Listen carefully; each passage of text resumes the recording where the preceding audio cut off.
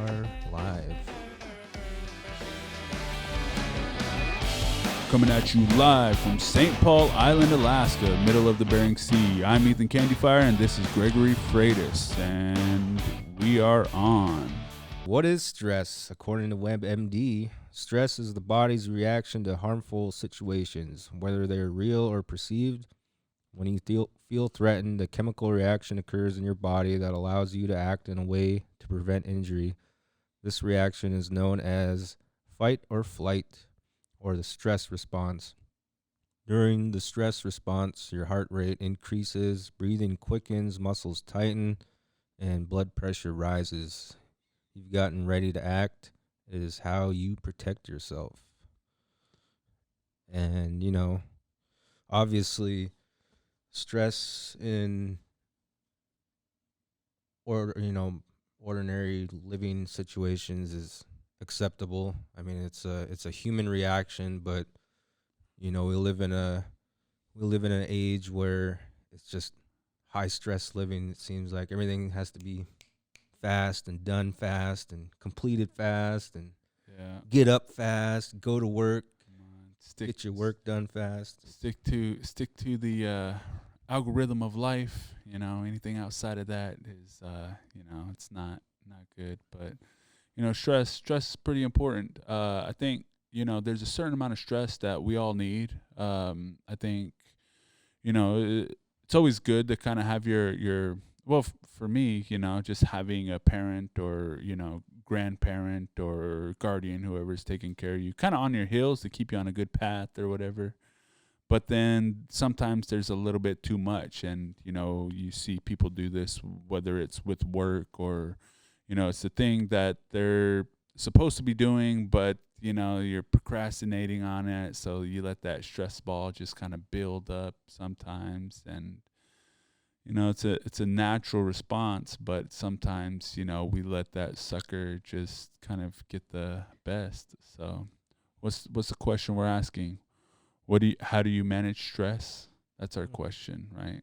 How do you manage, and what are the symptoms? So symptoms are, let's see what MD has to say. Stress can affect all aspects of your life, including your emotions, behaviors, thinking ability, and physical health.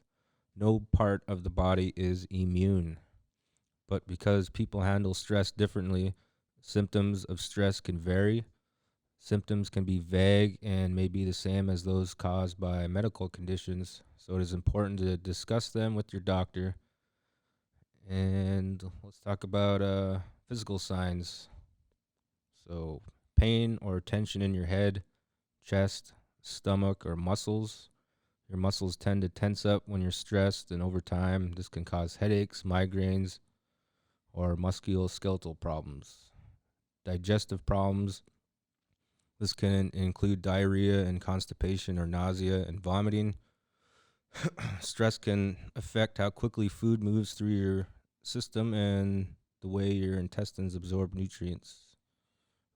Reproductive issues. Stress can cause changes in your sex drive, problems with irregular or painful periods in women, or impotence and problems with sperm production in men. Whether you're a man or a woman, you might also feel reduced sexual desire when you're under too much stress. Changes to your heart rate and blood pressure. When you're overwhelmed with stress, your body goes into fight or flight mode, which triggers your adrenal glands to release hormones, cortisol, and adrenaline. These can make your heart beat faster and your blood pressure rise. Yeah. Well, there's always a lot going on, too. Definitely. So, sometimes I feel like, when we're talking about stress, there's no wonder why people are stressed. There's a lot going on, whether you have families, like for me, just having a wife and kids, and plus with the jobs and stuff, and you don't know what kind of existential issues people have, growing up. Some people have to grow up and maybe they're not as nurtured as they should have been growing up or whatever. But, there's a lot of things to, be unsure of. But I think the intelligent question is, like, how do people stay calm, you Yeah. know, and to be able to perform at high levels and stuff like that, you know. Like for me, I'm always looking at like the sports artists, and you know, you probably watch musicians and stuff, you know, before you was actually getting on stage, you know, and how you actually deal with that stress that comes on. It's like, talk about that anyways a little bit. So that is very stressful. That is very stressful. I get nervous every time I get in front of a crowd. I get stage fright, and people think I don't. You know, I've been playing music in front of a crowd for the better part of 15 years now. But that stress, that feeling of being scared and stressed out, it has never left. And the only way that I get over it is I just start playing, and then I go into my own little mindset, and I get happy. I'm happy when I Yeah. start playing, so that's how I deal with it. It's a good little cloud. You got to just go into Yeah. it. Yeah, I always think about that too. It's like just going out and getting in front of a crowd to do anything. Like if you got to speak, you know, like even just like when I was at school, you know, just going into symposiums to talk about, you know, just whatever issue, whether, you know, whatever kind of issue that you have in college. Because I went to a basically it was not a political science, but it was more of a social science for Indigenous American Indian Studies. And just being able to get up there and maybe talk about like blood quantum for tribes and stuff like that. Even that stuff, you know, would get, you know, stressful because you're always worried about, well, you don't want to say the wrong thing, you know, who in the crowd am I going to offend, you know, and like even if you're like with the health and wellness programs, you know, you're always worried that you might step on somebody's toes just talking about a sensitive subject, you know, and I think sometimes that's gonna happen kind of inevitably, you know. You get up in front of a crowd, and then all of a sudden you hear, yeah, it's like everybody's just kind of looking at you, just wide-eyed and stuff, and even like for the kids, you know, when they're playing sports, like when they're playing basketball, there's like that awkward moment, like the crowd is watching me, and like you got to get to that point where you're like, no, dude, you got to duck your head down and you got to focus on what you know, what we focus on. You know, play hard for that first 4 minutes, and you know, you kind of get your feel for it, and you know, sometimes some people do, some people don't. You know, I've seen a lot of really good basketball players, you know, in practice. And I was one of them in college. But when the game hit, the lights came on, you know, couldn't really tie their shoes to save their life, you know. And I was kind of one of those guys once I got into college, you know, like not the first time, but like my second time going back, you know, after when I went back to school, like that was kind of my deal. It's like when the lights were on. I don't know if it was the crowd watching. I don't know. I just didn't have. I always had that just stressed, and I never really got over it. And you know, I'll still talk about it now, and you know, working with our kids and just trying to get them, you know, just to, you know, it's that little bit of stress is there, but you know, you shouldn't ever really let it stop you from doing the thing that you want to do. I noticed on WebMD, you know, the physical signs, the tension. There's one thing that they don't mention, and I know I personally have this problem whenever I'm stressed out, is my jaw. I clench my jaw, and I don't even realize it. And then, you know, like 6-7 hours later, it's just tired and it hurts.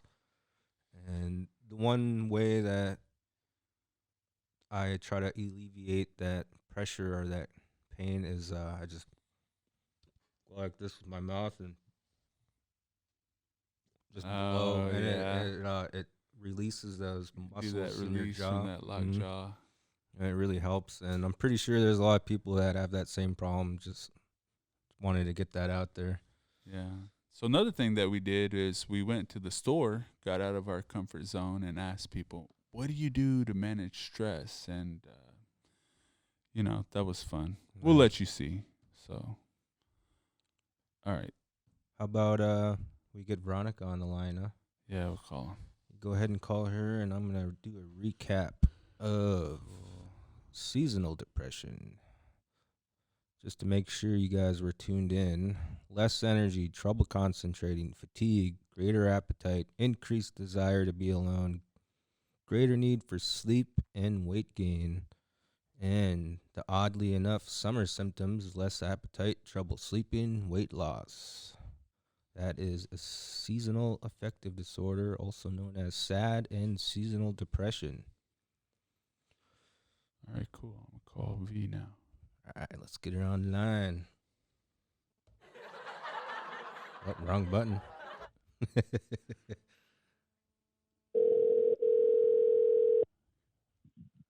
Hold on, let me put my headphones on my head. I was like, I sent you, I sent you a text message saying, oh, she's still getting them on. Yeah. Hello? I sent you a text message saying 2 minutes. That was more like 2 seconds, huh? Oh, fuck. Hold on. Hey, you there? Yeah. I sent you a text hold message. on. For some reason. Oh, go ahead. I'm sorry. Yeah. No. My headphones don't seem to be functioning. Hold on a sec. Thank you. Hold on.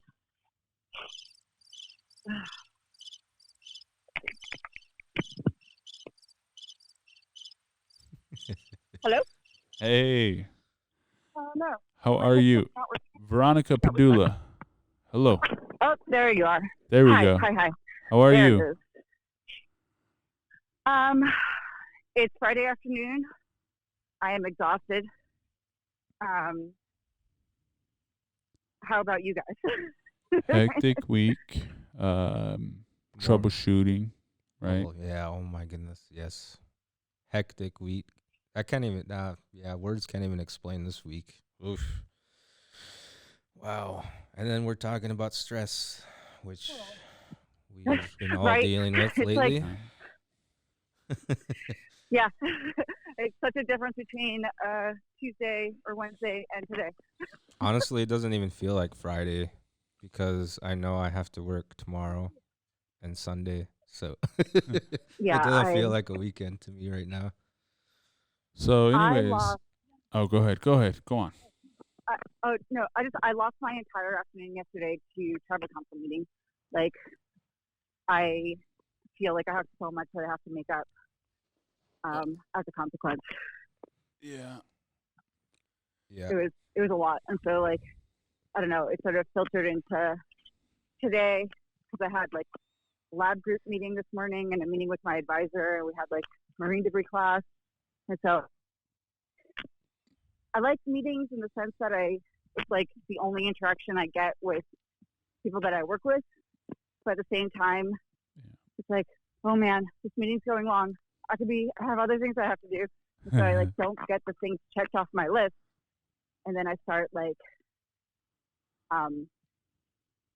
buzzing when I get a little bit too stressed out. So that was one of the ones I was dealing with yesterday. Yeah. It was real fun. Yeah. So but I don't know how you want to recap. Yeah. Or re-record. Let's recap. Go ahead and introduce yourself. Tell us a little bit about your background, the work you've been doing, and we'll just go from there. We'll play it. We'll talk about stress, and we'll just figure it. We'll dialogue through it. Stress and seasonal depression. Okay. Yeah. Check. 1, 2, 3. My name is Veronica Padula. I'm the academic program director of the Bering Sea Campus and Research Center. That is only one of my identities, if you want to call it that. I'm also a graduate student. I am working on my PhD in fisheries. So I often feel like I have a lot on my plate, and balancing all the things is not easy, can cause a little bit of stress. And I'm just trying to cope with it every day to get through and get the things done. Sounds like you're dealing with some stress right now, and sounds like you're getting it done right now? Walking? Are you walking your dog? I am walking the You're dog. relieving some stress, getting out and walking. Yeah, absolutely. He actually, speaking of other kinds of stress, he and I have been through 3 training classes so far since I've gotten him. And loose leash walking isn't always a thing he does well. He's good when it's just like me and him, but if I'm with my boyfriend and the other dog, he tends to pull a little bit harder, which is why I sound like I'm wheezing, because we're with them, and he's pulling like a maniac. He's like less than 50 pounds, but he feels like a truck Jeez. trying to, I don't know. Do you take him to the dog park by A&MC? Is that where you're at? Oh, hey. So, yes, often, but talking about another thing of stress, there's an outbreak of kennel cough in Anchorage. And so they're recommending you social distance your dogs right now so that they don't get sick. I saw that. So we cannot go to the dog park for the next couple of weeks. He has his booster, but sometimes those boosters don't help because it mutates pretty rapidly. It's like the cold. And so, he got a booster in June, but I don't trust that he won't get sick. Gotta protect your So baby. we're leash walking. Exactly. I do have to protect my fur baby. Plus, he's just a big drama dog. I don't know if getting sick would be like, it wouldn't look nice on him. He'd be so dramatic. Yeah, like we did. So yeah, I do love the dog park though. It's good for him. Cool. I'm pretty sure you ran into my uncle. He's a good-looking, blonde-haired guy with a massive miniature horse. Great Dane. He's got a Great Dane, and he's always there, at least every day. And he's usually there with another family, or at least a couple of. Do they have a Great Dane also? Because Yeah. we've definitely run into a pack of Great Danes. yeah, he's in that pack for sure. They usually meet up at the same Oh, time. then I'm sure we've run into them. Chief of the Great Danes. Yeah. Ollie's like, what is this giant creature? I don't know. How tall is Ollie? 3 feet tall, you think? Jeez. I don't know. In comparison to a Great Dane, he's tiny. That's all I know.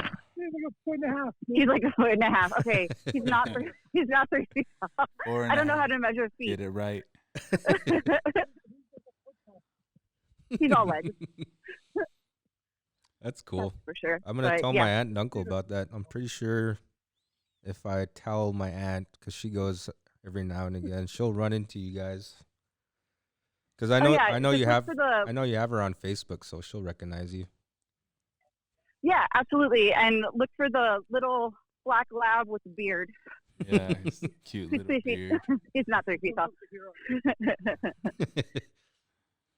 Everybody always is like, look at his little beard. He does have a cute beard. Or the woman screaming Ollie all over the park to get him back to me. Jeez. Also, we don't we don't hide. We definitely stand out in a crowd.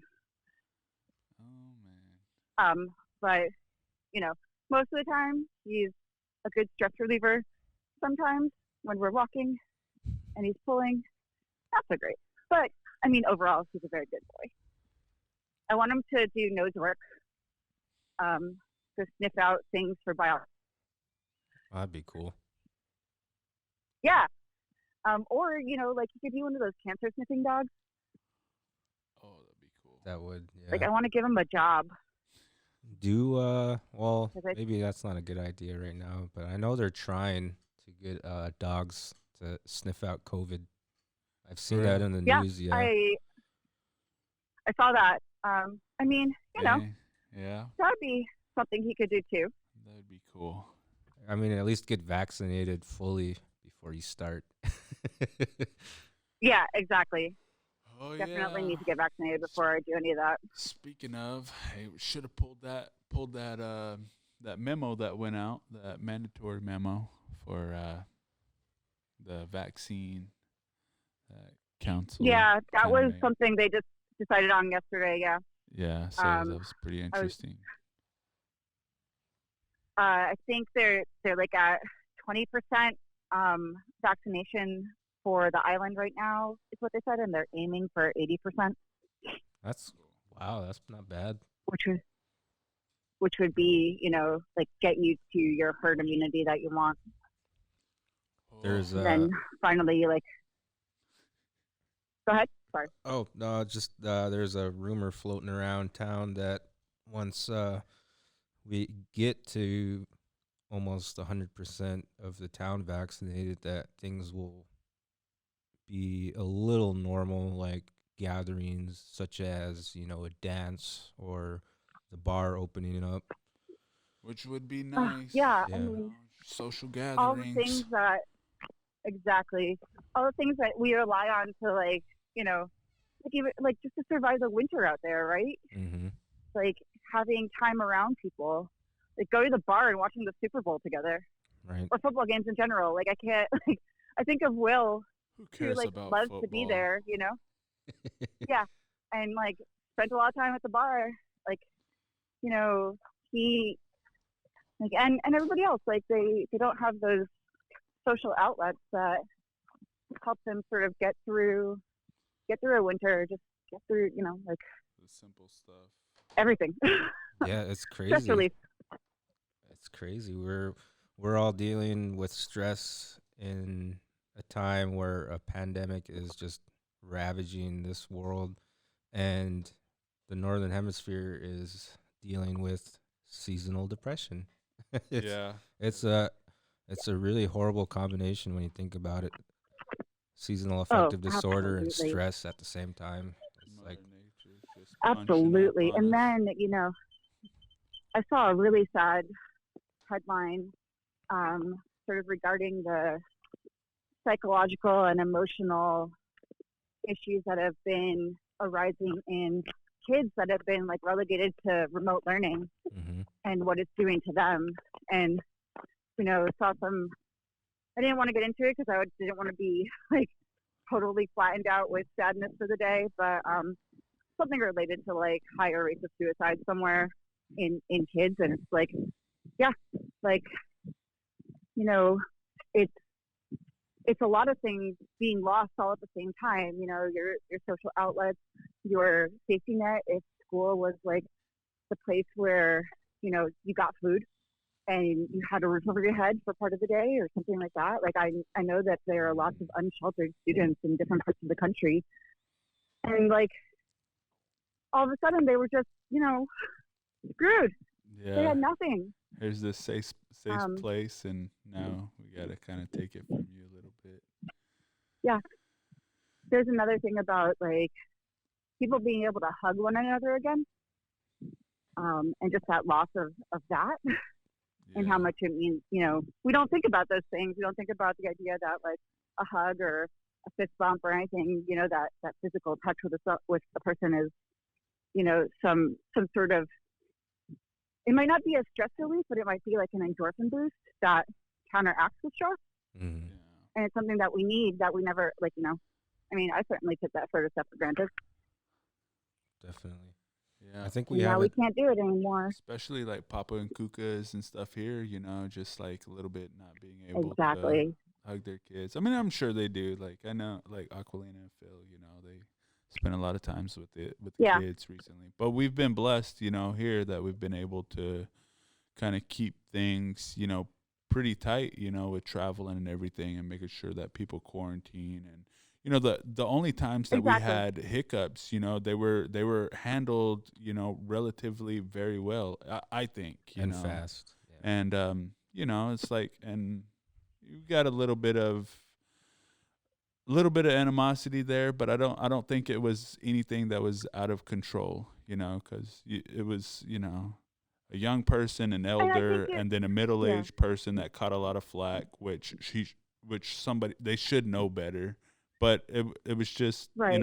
We handled it like a community should, and I just want to say kudos for that, because I mean, things Exactly. could always be worse, and so. Oh, absolutely. And I think there was a period of adjustment, right? This like idea around like knowing what exactly the rules were Yeah. versus like an interpretation of a rule and sort of everybody coming to a consensus of like, this is actually what it means and this is what you should be doing right now. And like, by the way, we're all watching one another and looking out for one another. So Yeah. I think we have it easier. because it seems like that hasn't really come up lately.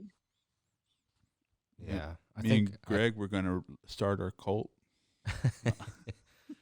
But yeah, I think St. Paul has it easier than, like at least 80% of the United States because we're so tight knit in the community and we're so remote from everywhere else. There's like 600 to 800 miles in any which direction, and there's no people.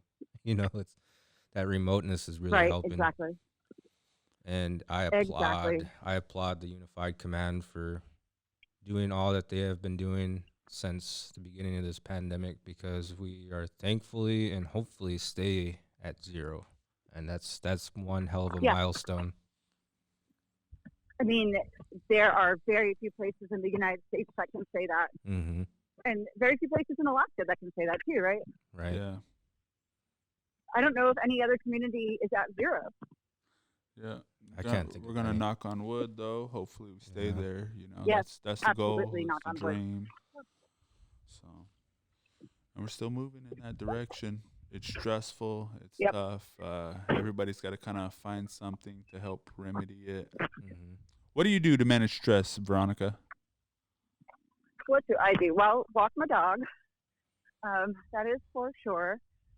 Last time we talked about getting outside, I definitely get outside to manage my stress, whether it's like walking my dog with my boyfriend or walking my dog at the dog park, or just like walking him on my own and having my headphones on and listening to a podcast.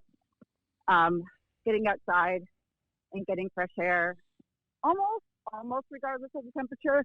If we fall into single digits, I'm a little less inclined to get outside, but almost regardless of temperature, it's just nice to be out. And right now it's like really beautiful. There's still snow on the ground out here, and the trees get really frosty. And then last summer was the first entire summer I spent in Anchorage, and Anchorage is beautiful in the summer. So I just getting a breath of fresh air is definitely a stress reliever for me. A couple of other things that I've trying to be self-aware of my stress levels. I love puzzles. I do lots of puzzles. I also I knit and crochet. Those are also good stress relievers for me. But one of the other big ones is working out. I have a lot of like my stress kind of manifests itself in nervous energy. So like, I guess Greg hasn't witnessed me at my desk on my Bosu ball bouncing up and down, but I like just constantly have to be moving. And so, I haven't been in the gym in almost a year now, but I do a lot of at-home workouts. I bought a trampoline. And I do trampoline workouts every once in a while when I'm like got a lot of nervous energy. And those are fun and exhausting, but also like kickboxing and dance classes. And like recently in the past about month and a half, I've also tried to get into some strength training. It's not my favorite, but I feel like I need to move towards like, not just like cardio, but also like building muscle. My boyfriend got a rowing machine, and I use that once in a while. Not as often as he does. He definitely kills it with the rowing machine, but have definitely tried to do that. I am one of those people when it comes to working out. So I get bored a little easily, so I have to keep it like varied across the week. Yeah, you got to change up. Yeah. But I have made a commitment to myself of like, okay, at least 6 days a week, I'm going to work out, even if it's for like a half hour. That's I like good. to eat. Yeah, that's good. I don't cook. John cooks. I eat. Lucky you. Lucky It's a you. great, it's a match made in heaven. Yeah. I think Katya and I I try to cook was once in a while. Katya and I were kind of trading off when we started off, but then it like Phil cooks for her mom, and now I'm cooking every day. I think she made tacos the other day, and then she was like, "Clean up," right after. So it's been good. It's like We had pork chops the other night, and they were delicious. Oh my goodness, they were so good. And then, yeah, we haven't had pork chops in a while. And then, the best. what was the other thing that you made? He's made like a million really good things. He made pad thai. That was really yummy. Oh, He's been trying. He makes like excellent fried rice. nice. Oh, lots of soups. We definitely do lots of soups.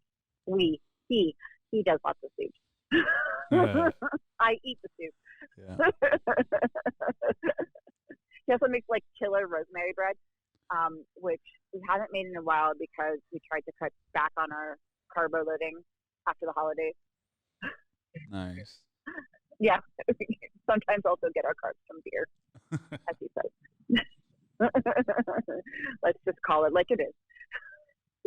And I get my fruit from wine. We're good. There you go. I'm gonna chew on these grapes, and I had sangria last night, and I put an orange in it, so that's something, right? Sangria.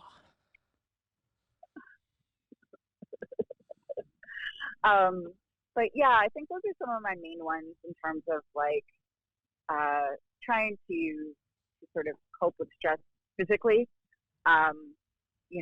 Keeping either my hands or my body in motion definitely helps me expel some of that nervous energy. But and I think we talked about this on the last recording, but there's also sort of like the mental coping and the self-awareness that comes with dealing with stress and anxiety, like recognizing when the stress feels like too much, or recognizing when you're letting it sort of control you, and finding ways to cope, to like I said, like sometimes you just got to lean in for a minute and like acknowledge that we are humans. Things might stress us out, things might be hard, but then taking the next beat to find a way to solve whatever problem is causing the stress, if we can. Some things we can't control, and those things are stressful also, but the things that we can control and find solutions to, trying to tackle those things helps relieve some of the anxiety and feeling overwhelmed in the moment. Yeah. I don't think I talked about this last time, but one of the things that I often deal with that is like more on an existential level, and there's actually like a diagnosis for it in the what is it called? It's like the DSM or something, like the psych diagnoses, and it's called ecological anxiety. And so it's like related to this dread of like the world, the planet, like kind of falling apart, climate change and like Like for me it's marine debris and pollution and all that fun stuff. Yeah, and I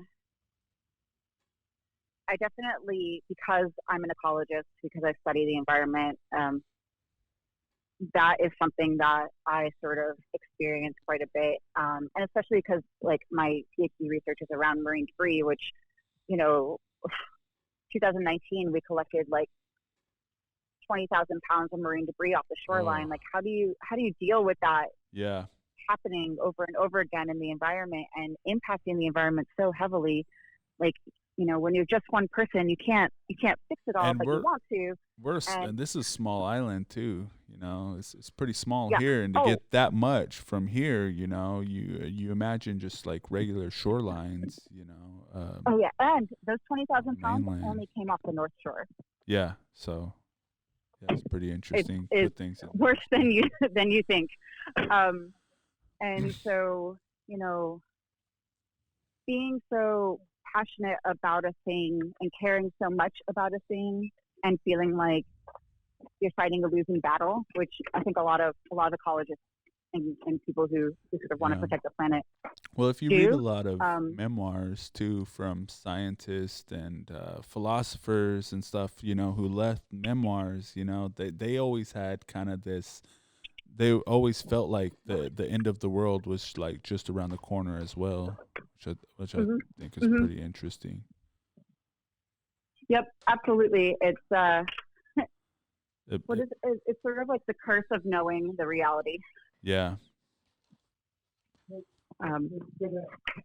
There's something to it. The curse of like being someone who collects the data and the numbers and like sees it in front of them, and wants to fix it, but there are larger forces that you have to fight against. I mean, shoot. Yeah.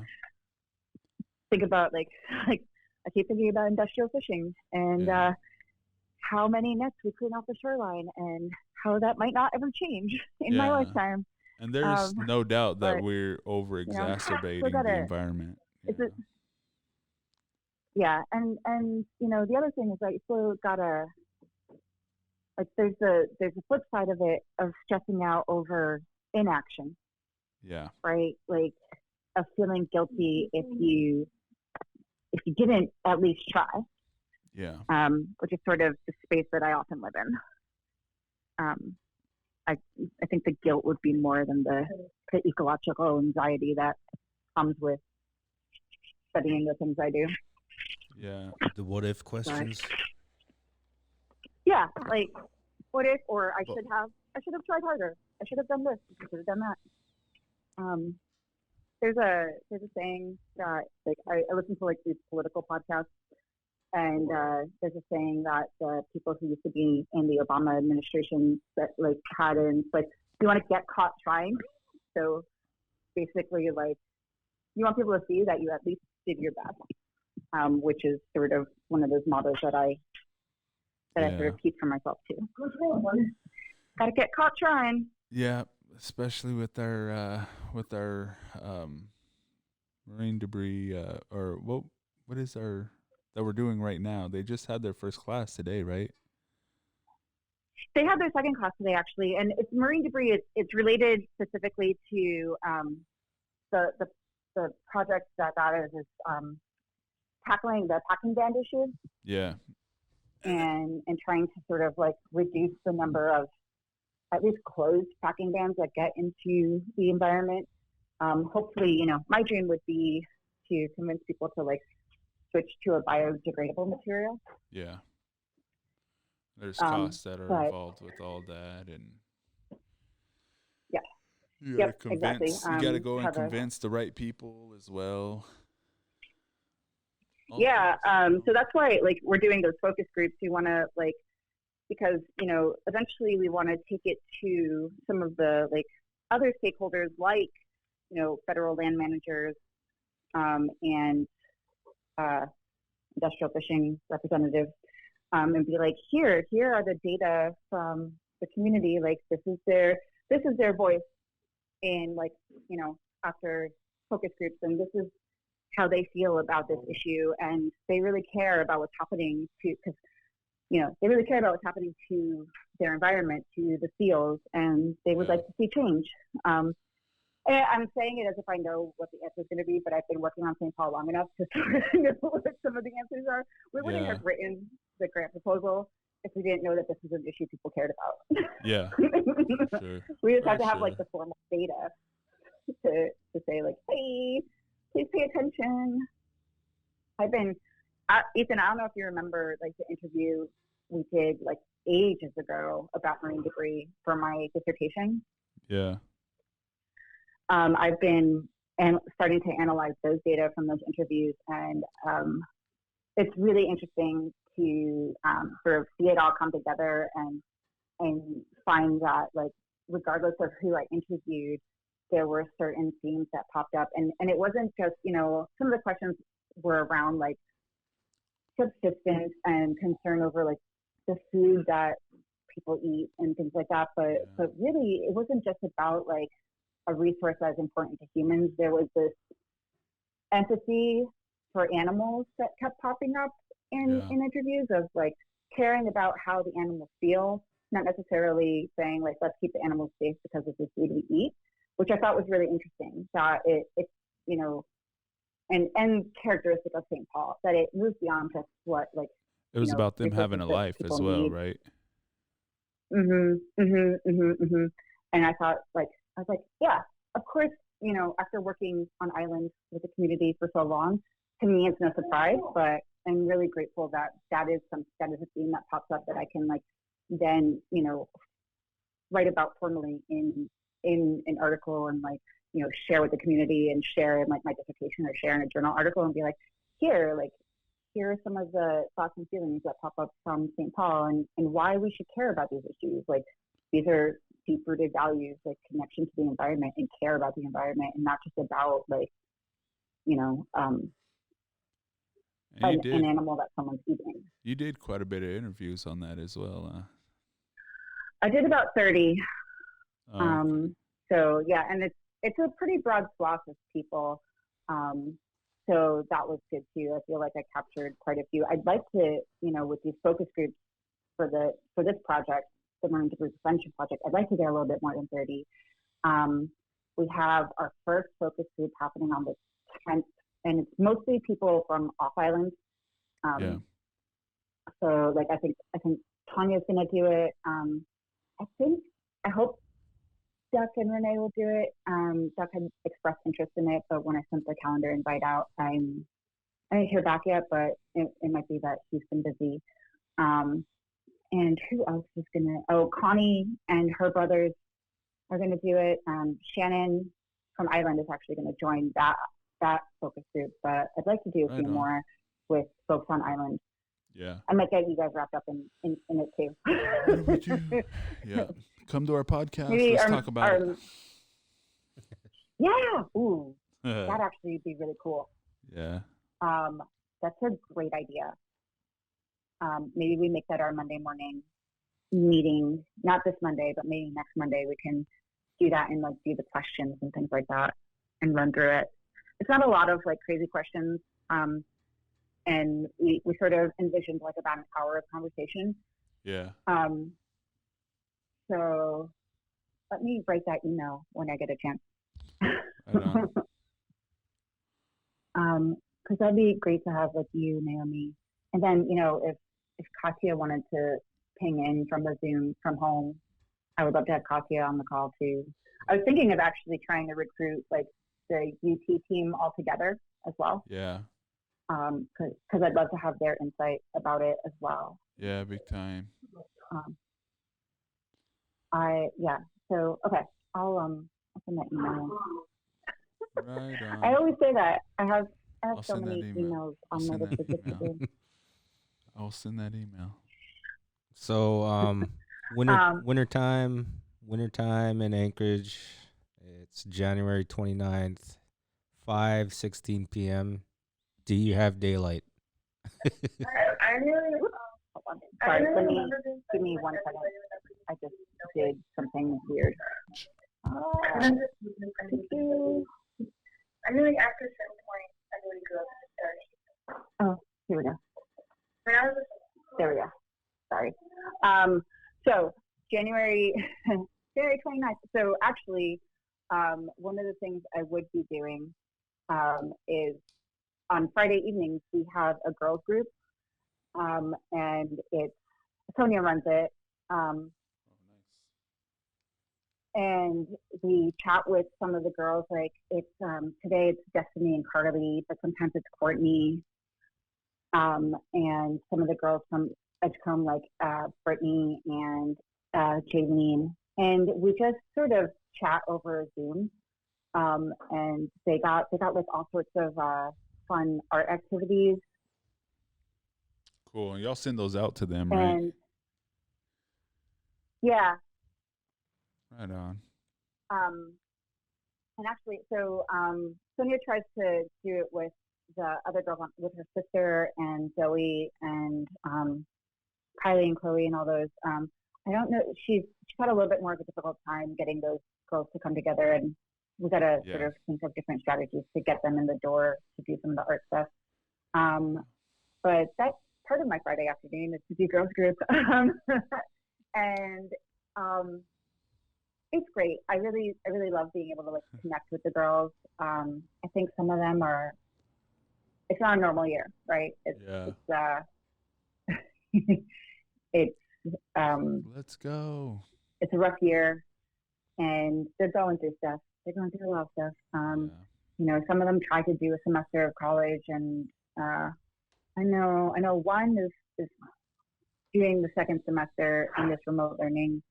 One dropped out, but like, and then you know, watching them go through their like teen things of. Yeah, you know, and just figuring out what you're gonna do, you know, what the next game plan is, you know, it's always tough, you know. It's kind of those weird, those 20s are weird, man. Like as soon as you graduate, it's like, what do you do? You know? 20s were fun. Yeah, exactly.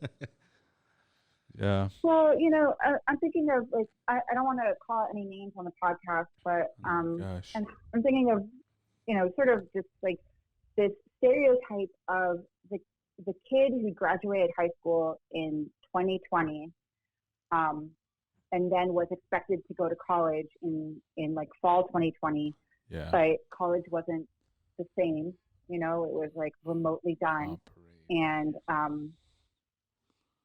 expecting themselves to succeed regardless, because the world has put like, you know, like they have put these expectations upon themselves, but also they feel like the world is expecting them to succeed. And then the sort of the huge burden of not succeeding and like facing that failure and the stress and the anxiety of feeling like you're failing. And also, you know, Aquilina mentioned this in our NAL meeting earlier about training teens to ask for help. Say, I need help. And training, like, and getting them to be okay with that. And we're talking about like, you know, like those kids that graduated in 2020 didn't really get to have the influence of Aquilina in their lives the same way some of these kids do now. And asking for help is hard, you know. Because you might feel like you're stepping on somebody's toes or you're inconveniencing somebody, you know. Or you're disappointing them. Yeah, and it's like, it's definitely gotta instill that. You gotta go into it. You just, you know, if you want to learn something or, you know, you're trying to make it in some way, you know, you gotta go get help, and you can't be afraid to do that, you know. Or that old mentality of you should already know it. Yeah, you should have it figured out. Yeah. How that bootstrap top. Yeah. Just picked it up by my bootstrap.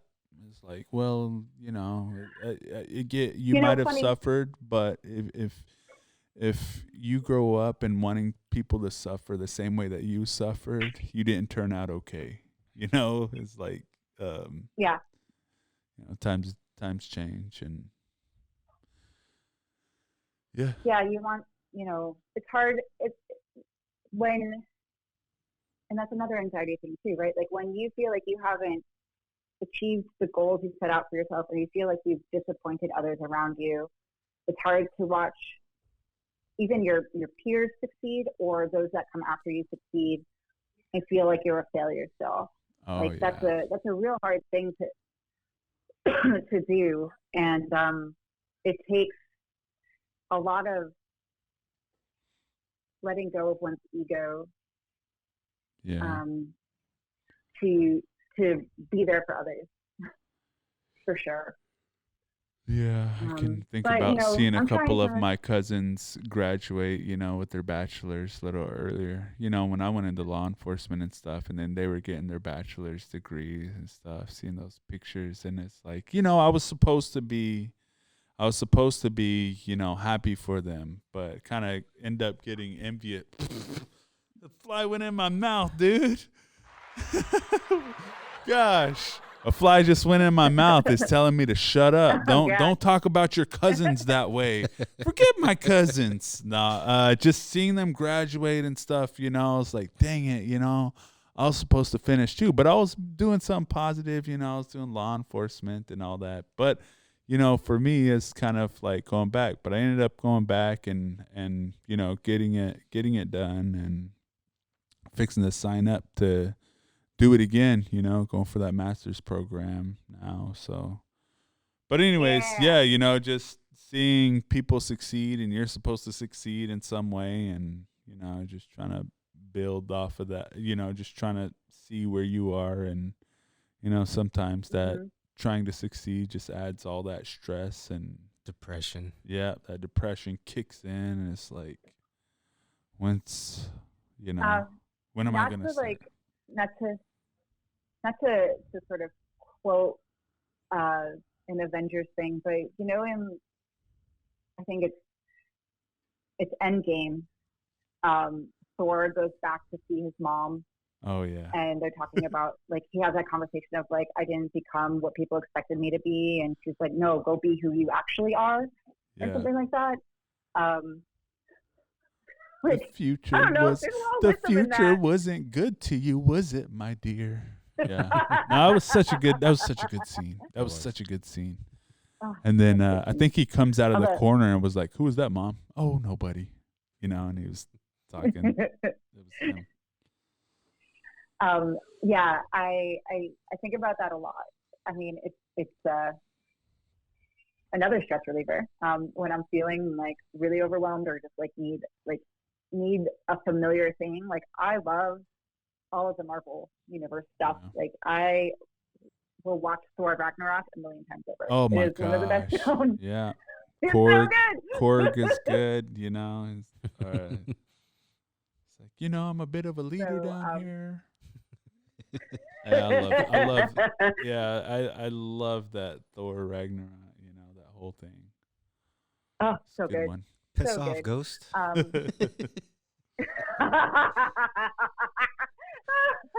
Yes. But that's also like a stress relief for me, to just have like that familiarity, or like a show that feels familiar, like Parks and Rec is that for me. I love Parks and Rec. Oh my God, I love Parks and Rec. I'm rewatching The Good Place right now. Also excellent and hilarious. And Bob's Burgers. Man, not gonna lie, love me some Bob's Burgers. Just going back and watching those oldies. Hook was a good one. Surf Ninjas was one of those ones for me. Ninja Turtles. I don't know, just all kinds of stuff. I watched the Ninja Turtles cartoon for a very long time. Yeah, that was definitely one that I had a lot in my repertoire when I was younger. But is it dark in Anchorage? It is. Yeah, it just started getting dark about a half hour ago. The sun was setting like as we were walking around 4:30, but it was kind of like high enough in the horizon where it didn't feel dark. Now it's dark. But I'm definitely starting to notice the extended light. I think yesterday it was like 9 a.m. and I was like, ooh, we have some light. That's awesome. I know it's different for you guys because you're so far west. But yeah, 9 a.m. and I was like, this is awesome. This is so good. So you're hitting about I've definitely struggled to get out of bed. About 8 hours of daylight now out there, give or take. Let's see. I can Google it. I only asked because Anchorage. Whenever I first moved to Anchorage, I suffered from seasonal depression because we moved at the end of summer and I just loved that fast internet. So I stayed up and gamed all night. And then when it was just like just before winter solstice and after, I remembered I wouldn't see daylight for like 3 weeks straight because I would be up at night gaming and then go to bed and then wake up and it's dark again. And it didn't really affect me for the longest time, but I noticed that I started to get less energy, and I was tired all the Mhm. time, even though I was sleeping pretty good. Definitely ate a lot. Yeah. I ate a lot because Yeah. I could just walk from my auntie's house. It's right next to Totem, close to Totem Theater, and I would just walk over to Okay, McDonald's. over by Milton. Yeah, walk over to McDonald's, get me something to eat, go back home, start gaming, and that went on for a while. And man, that seasonal depression is crazy. Just kicked It's in. bad. Right, and you It's don't bad out even there. notice it. It can get really bad. You don't and you don't notice that it's coming on for a while, and then all of a Mhm. sudden you're like, I slept 12 hours and I'm still tired. This is not good. Right. I I struggle. October I start to struggle. November it's pretty hard, and then by December I'm like, well, we're in it, Mm-hmm. and it's not as bad. Uh, and this month, even though we're gaining weight, it's so hard for me to get out of bed in the morning. But the dogs wake me up at 6:30. So 6:30 comes around, I'm like, okay, I have to do breakfast, and then I get back into bed for a half hour, and that's where the struggle is real. And I'm like, oh God, I have to get up. Thank you. But I have been trying. So this year, I tried very hard to make sure my vitamins are good. So I've amped up the amount of vitamin D that I've been taking. Yeah. I amped up my B12. I think it's a B complex actually. I take a multivitamin on top of that. I take supplements and powder, protein and probiotic powder in my smoothie in the morning. I'm one of those people now. Supplements all the time. But did you get a blood did you get a blood draw to check if your levels were low? Yeah. Because if you self-prescribe supplements like that, you could actually be doing worse harm. I know. I see a nutritionist. Oh, okay, cool. So he helps me balance all that stuff out. But my diet just doesn't do me just. I try to eat fruits and vegetables, but I just feel like I'm never getting exactly what I need. But especially the vitamin D, that one's the big one that really hurts. So I definitely do that in the winter a lot more. Man, and that helps. The only fruits and vegetables I know of are frozen or canned. Yeah. Yep. Try not to give in to all the here. Maybe some kelp. I keep maybe some kelp. I don't know. You can make some kelp chips. Could make an underwater breathing apparatus. I've been wanting a kelp farm up here, but licensing always got in the way. That's definitely in the conversation in tribal government. We've sort of looked at grants. It takes a lot of work and a lot of technical know-how, and that's the thing that we're missing. I mean, there's talk around a salmon hatchery too, and Patrick was like, "Yeah, let's do some research around a salmon hatchery," and I was like, "I don't do salmon. We're gonna need partners on this. I don't know shit about salmon." I was as long as you're okay with me finding partners to get that sort of stuff done, we can't, we couldn't do it on our own. We'd lose so much time just trying to figure it out with trying and failing a million times over. I know we're trying to push away from just a fishing community. That's all our income is. I know we're trying to push away from that, but I always thought, if we could do kelp farming, because you start in October, if I'm correct, and you harvest just before summer, maybe in spring. I don't know. I haven't looked it up, but I figure that'd be a good local income for our local fishing fleet.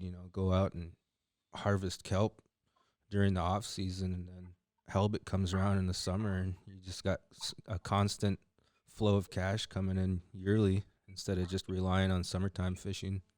Kind of off subject. Yeah, off subject, but the ideas got to flow. Yeah. The ideas got to flow. It's I firmly believe it's within the realm of possibility. It's just a matter of having like dedicated people, dedicated equipment, like dedicated time to it, and proof. Like I think one of the things that is hard in terms of like change is showing your return on investment. Definitely. And sometimes some things take a lot longer to get your return on investment. And that's sort of like, that's one of the issues with renewable energy. Like you invest a lot up front to like build a solar panel or build a wind turbine, and you don't see your savings on energy right away. You have to be patient. And I think something like kelp farming is going to be a similar thing. Like it's going to be a lot of investment up front, and you may not see the return on that investment for like a few years. And I think there's, especially when you're like in survival mode versus thrive mode, I think that patience is a little shortened, right? You want to see something sooner because you don't know what's going to come next. You don't know how they're going to be there in like 5, 6, 7 years, right? Like, and so the urgency. Yeah. Or if a scientist is just going to be like, no, you know, it's a hard one too. If a scientist is just going to tell us that we can't, it's like, what? I've heard a lot of like, people be like, yeah, I've heard a lot of people say like it's not a terrible idea, like it's worthwhile. What I would love to see is turning kelp into energy. Yeah, that'd be cool. Or I haven't looked up as a plastic substitute. That would be my dream. Bioplastic. It's other people have done it. I've only looked up the part where you just sell it bulk to a distributor, and they you can sell it in bulk and like dry have other people turn it into what it needs to be. Yeah, I don't think it's out of the realm of possibilities. What other green leafy stuff can we grow? That's the other thing that's sort of like this brainstorming and these ideas and like getting jazzed about a thing. To me, that the daydreaming, I think, is also wrapping it back around to these ideas around stress and anxiety. The positivity and the possibility around what could be actually relieves some stress for me. Because it gets out of like that negative space, that negative self-talk that like this can never happen or you're gonna fail. Talking about things that could be without, worrying about whether or not it actually will work, but just saying like, hey, it's not impossible. I think actually relieves some stress for me too. I wrapped it back around. Call back. It all connects. Just kidding. Third eye is open and building all these connections. The secret of an ecologist. Everything is connected somehow. It's sometimes like I sometimes have difficulty connecting, like relating to people who don't think the way I do, because Lee would say that I have like a systems brain. I see the connectivity like across all the things. And sometimes like the connections are a little bit hard to really like make tangible for others. But like, that's the part that I have to work on in terms of the way I communicate. But when people can't see that things are interconnected no matter what, it's hard for me to talk to them. So I'm working really hard on having empathy for those who don't think like I do and trying to like explain things better. But it's, I think you break down some barriers once you can help people see that like everything's interconnected. Yeah, just communicate. I'm gonna have to hop off soon and at least pop my head into Bill's group and let them know that I'm here. On an unrelated note, I have like a book club for my lab group for grad school, and our book that's coming up is called An Indigenous People's History of the United States. Have you guys heard of it? Oh yeah. By Roxanne Dunbar Ortiz. Mm-hmm. I am so stoked to read it. I think it's going to be really fascinating. Yeah, look that up. That's I've seen it.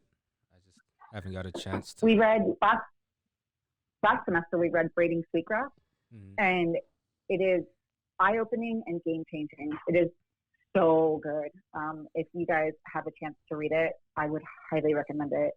And So good. I will recommend that you get on YouTube and watch Vice's documentary on the rise of the third industrial revolution. That is Live. complete eye opener. Holy cow.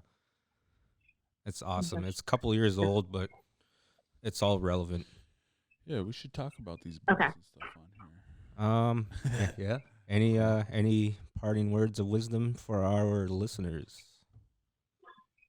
Hang in there. You know, sometimes things seem really hard in the moment, and you know, we didn't talk about it this time, but my motto for myself this year is the only way out is through. You know, no matter how hard a thing seems in the moment, you're strong and you can handle it, and you have people around you to help you handle it also. So don't forget about your inner strength, and don't forget about the strength of your community, and that will hopefully help see you through even the hardest of times. And I'm proud of you too. Doing a great job. Thank you. You know, and on top of that, let's remember that, like, you know, the sound didn't work out great the first time. Like, here we are, sort of a problem that you had control over solving, and we did it. Yeah. I think we got it this time. Yeah. Excellent. Awesome. One way or another. All right. Thank you guys so much. Thank you too. I'm gonna hop off and go say hi to the girls. Thank I will talk to you next week. See you. Bye. All right. Thank you guys. Bye. All right. I was just looking at my clock. I'm like, dang, man. All right. It's going to be 6 o'clock. My Need to wife start is going to dinner. be getting on to me. Like, where the hell are you? I think I got about 3% left on my phone anyway. So Yeah. No. Yeah. Just go through it like we do. Like any meeting or any kind of conversation, we always find ourselves, you know, flying off, going to another dimension, another direction or something. And, you know, it's all good. loop back to stress. You know, Mhm. we're all going through it. We got to find different kind of ways to remedy it, you know, and, you know, try to look at things the way they are and, you know, Push through. Go through it. There's always a light at the end of the tunnel. Everything that, what was it? I'm getting a little deep now. Is it Newton's law of physics? I'm probably wrong. Anything But that everything can go wrong will go wrong. What goes down up. what goes up must go down, and back and forth. Yeah. Whatnot. I'm not that smart. I'm just making it sound Just like I'm making smart. it up. You know, they're going to say a whole lot of things and, you know, it's like, you know, back in the old way. No, I'm just teasing. But yeah, you know, the story has got to keep going. You know, you have those moments of clarity. It's like, it's at that moment where I realized that it was in front of me this whole time. You know, the answers were just right there, right under my nose, but I was looking everywhere else.